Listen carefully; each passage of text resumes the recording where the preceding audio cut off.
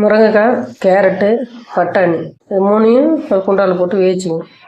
அடுப்பில் குண்டா வச்சு காய வச்சு எண்ணெய் ஊற்றி வச்சு எண்ணெய் ஊற்றினதும் கடுகு ஜீரகம் கடுகு பொரிஞ்சதும் வெங்காயத்தை போட்டுக்கணும். அளவுக்கு அனுப்பிச்சு இன்னும் தக்காளி ஊற்றி அனுப்பிச்சணும்.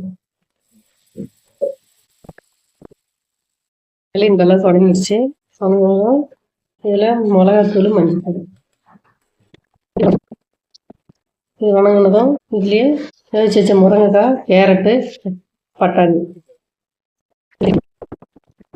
உப்பு தேவைக்கேற்ப உப்பு ஊற்றுக்கணும்.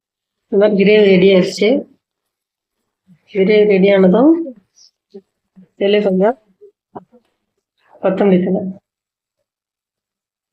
தழை போட்டு அரைக்கலாம். கேரட்டு, பட்டாணி கிரேவி ரெடி.